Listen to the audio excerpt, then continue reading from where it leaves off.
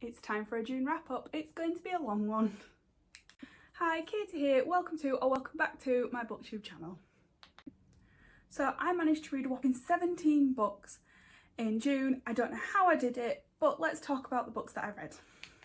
So first up was His and Hers by Alice Feeney. I did actually rate this 5 stars. I listened to this on audio form.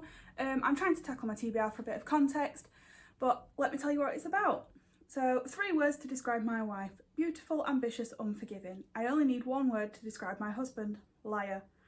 When a woman is murdered in Blackdown Village, newsreader Anne Andrews is reluctant to cover the case. Anna's ex-husband, DCI Jack Harper, is suspicious of her involvement until he becomes a suspect in his own murder investigation. Someone is lying, and some secrets are worth keeping. This was such a twisty book. I really enjoyed reading this and listening to it. My mouth dropped. I was at work listening to the majority of this, and it was just generally such a good read. I would absolutely recommend this. This is my first by Alice Feeney as well, so what a way to go in. In July, I am hoping to listen to Sometimes I Lie, which is up here, and just an attempt to tackle my TBR, but this was twisty and I was hooked. This was an absolute recommend and the perfect way to start June. My first physical of June was Win, Lose, Kill, Die by Cynthia Murphy. This is actually a young adult crime, and I rated this 4 stars. I read this the first weekend in June and I really enjoyed it. It says everyone wants to be head girl until the murders begin. The students at Morton Academy are high achievers selected based on their academic excellence, so when a series of murders target the school's brightest and best, the pressure is on. Someone is determined to clear their path to the top and they'll stop at nothing. But who is it?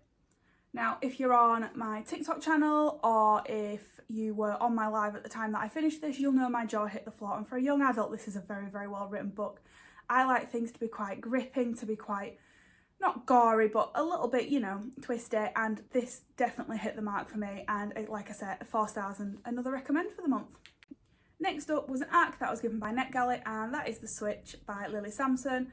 I absolutely enjoyed this. I'd seen mixed reviews for quite a few people who had the ARC, can't speak today, and yeah, I just generally enjoyed reading this. It follows 2 women who in the middle of the night switch partners to see if their husbands notice, and yeah, it's a bit of a bizarre storyline. First 50% for me flew. The last 50% were a bit slow, but I did rate it 4 stars, just because it was still a really good book. It was just, it slowed down a bit at the end, but it was a 5 star for the first 50%. Like I was hooked on what was going on. But yeah, that is another recommend for June. Next up, as part of book club, so I'm part of Book Talk After Dark book club. They're on both my TikTok and my Insta channels if you want to go and take a look. And on Monday nights, as it was Pride Month in June, I picked up Loveless by Alice Oseman. This was another 4 star rating. This is Georgia has never been in love, never kissed anyone, never even had a crush. But as a fanfic obsessed romantic, she's sure she will find her person one day. But when she starts university, Georgia is more uncertain about her feelings than ever. Is she destined to remain loveless, or has she been looking for the wrong thing all along? This was such a good one on trying to discover who Georgia was. I found it really interesting. The friendships were just like life. I really just was so envious of these relationships and friendships. And yeah, it was just a really good identity one, and absolutely recommend this one, and was the perfect read for Pride Month if I'm being honest. Next up was part of Tackle My TBR, and that was Hopeless by Elsie Silver.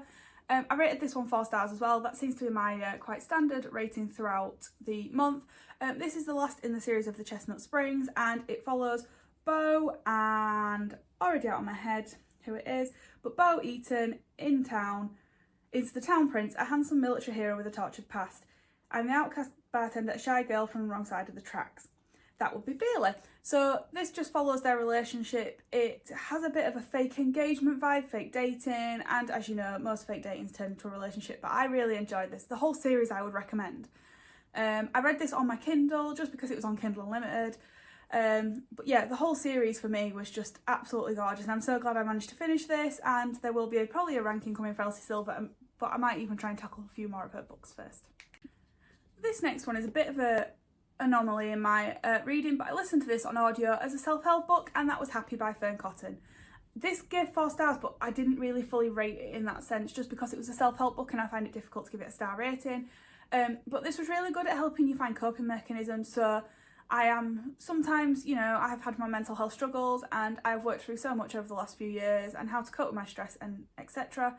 and this is just for you as well. It's interactive, so you can fill it out.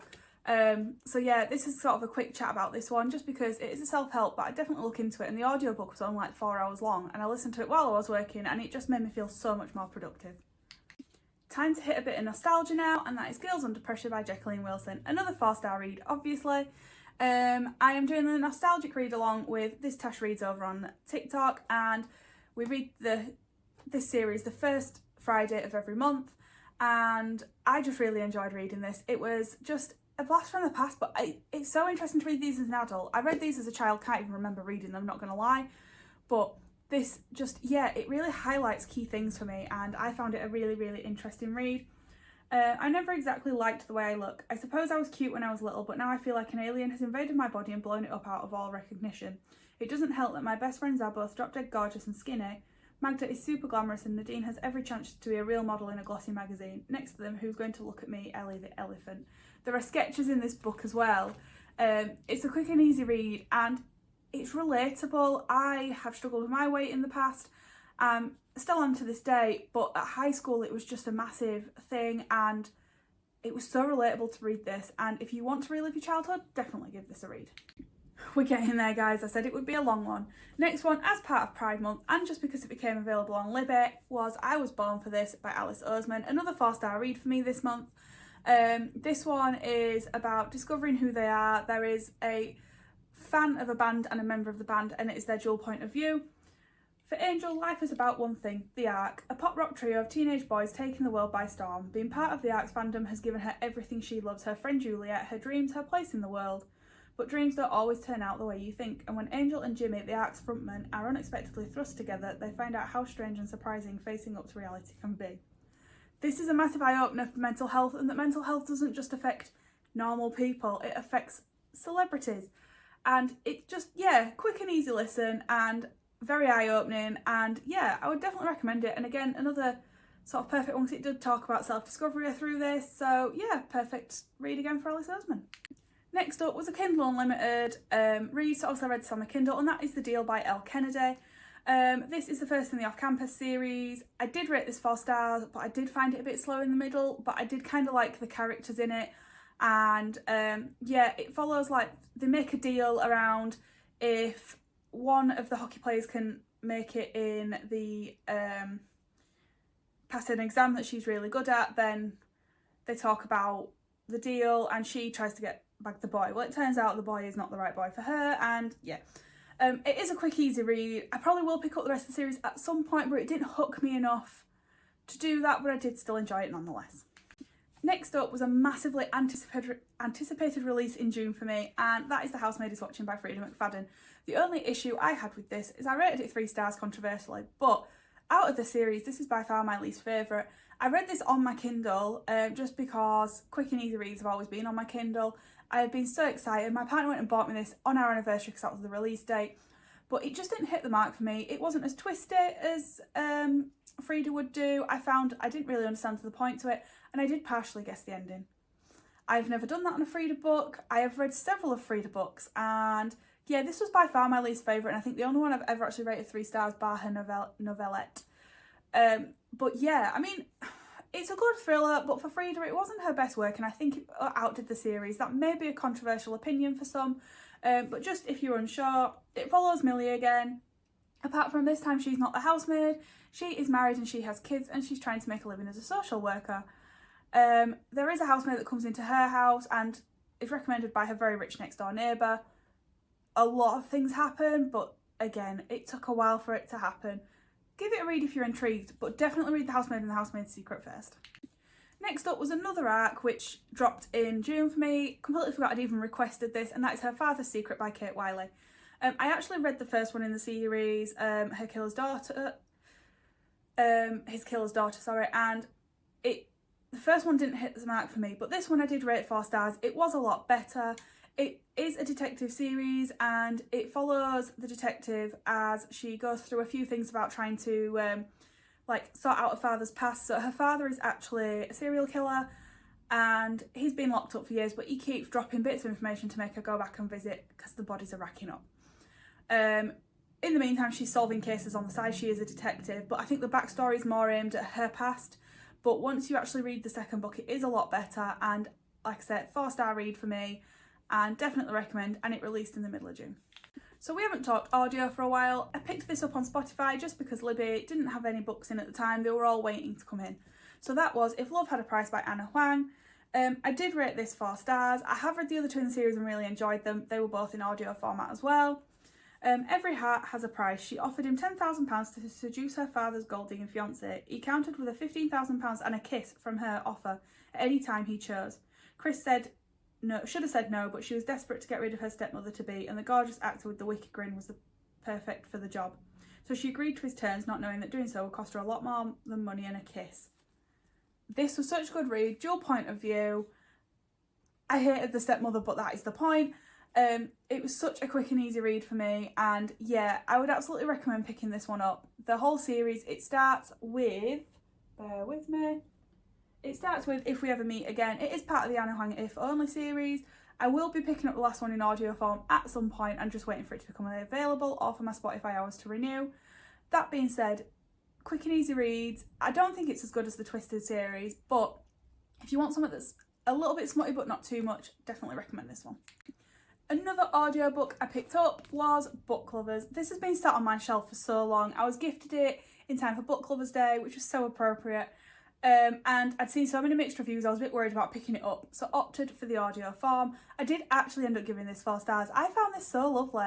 I think if people are wanting romance and they're wanting like smut, this isn't the book. I'm not saying it's smut free, but I just love the book vibes. I am a bookworm. The t-shirt says it, the amount of books I read says it. Nora is cutthroat literary agent at the top of her game. Her whole life is books. Charlie is an editor with the gift of creating bestsellers, and he's Nora's work nemesis. Nora has been through enough breakups to know she's the one men date before finding their happily ever after. To prevent another dating dud, Nora's sister persuades her to swap her city desk for a month's holiday in Sunshine Falls. It's a small town straight out of a romance novel, but instead of meeting sexy lumberjacks, handsome doctors and cute bartenders, Nora keeps bumping into Charlie. Enemies to lovers, what is not to love? Absolutely recommend picking up this one. I loved the audio format of it, but if you want a bit of a cute romance, and it is a bit of a small town romance, though not set as such, I definitely recommend. It is literally like living out of this book. I absolutely loved this. Next up is by far one of my favourites of the month, and that was an ARC I actually received from Joffy Books, and that was The Caregiver by N.L. Henkins. I rated this 5 stars. This was a phenomenal book. I inhaled this in a day. I started it I was on a memory walk charity thing, and I started it then. And it follows a family whose mum or dad, I cannot remember, I do not know, but they have an elderly relative that needs some extra care, and they invite someone off their street to help. About 2 weeks later, the family member passes away, but they tied her to a contract, so she had to, it was a living job. A series of things start happening. It is very creepy, it is very bizarre. Absolutely recommend picking it up. It is on Kindle Unlimited and only released at the end of June, but oh my goodness, I could not put this down. It was a short, like 260 pages as well, and yeah, I inhaled this, absolutely recommend this, and yeah, one of my all-time favourite thrillers. Another arc I decided to get in before the end of June was Breaking the Dark by Lisa Jewell. Controversially, I only rated this 3 stars. If you like Marvel, you will probably love this book. But for me, it just didn't hit the point. I didn't see what was happening for like the first 50-60%. It did pick up at the end. I am glad that I stuck to it. The other issue was NetGalley have issues where when they send over an arc, it doesn't always translate to my Kindle, and it is one rolling PDF. That is overwhelming for me. I cannot read that. But because of the nature of who this book was, I am a Lisa Jewell fan. I wanted to give it a go, so I put it on my iPad. My iPad is not transportable. I don't want to take it out in case it gets lost, broken, damaged. It is heavy. I don't have my pop socket on the back. Small things like that for me just adds to the reading experience. The ending did tie it up and it did have me a little bit more hooked, but I still wouldn't recommend it unless you are a Marvel fan. On to the last audiobook of the month now, and that is Ugly Love by Colleen Hoover. Again, tackling my TBR. This became available on Libby, and again, I've seen mixed reviews. However, I did rate this 4 stars. I wasn't sure at first. It was edging on a 3, probably 3.5, but the ending nearly had me in tears and everything tied up. I found the male main character extremely creepy at the beginning, so I was a bit like, and I wasn't really sure what I wanted to do, and I just thought, oh God, he's a bit weird. So I sort of persevered, and I'm glad I did, because the story tied up and explained why he was the way he was, and that is fair enough. It was an enjoyable book, which is why I rated it 4 stars. It's not exactly love at first sight for Tate Collins when she meets the tormented and secretive Miles Archer. They wouldn't even go so far as to consider themselves friends. The only thing Tate and Miles have in common is a mutual physical attraction that can't be denied. Once their desires are out in the open, they realise they might have stumbled on the perfect no-strings arrangement. He isn't looking for love and she doesn't have time for it, so that leaves just the sex. What they could have surprisingly been satisfying as long as Tate can stick to 2 rules Miles had for her. Never ask about her past and don't expect a future. They think they can handle it, but everything is different when real emotions start to change the equation. Hearts get infiltrated, promises get broken, rules get shattered, and love gets ugly. I would recommend picking this up personally. I enjoyed listening to it. The narrator on the audio is a bit creepy, so I would probably say read it, don't listen to it. But yeah, it was another one ticked off the TBR and I did actually enjoy it. On to the last book of the month now. So I actually finished Breaking the Dark on this last Saturday of the month, but I go live on TikTok every Sunday morning, so I needed a book. So it was time to pick up a novella. A Court of Frost and Starlight by Sarah J Maas.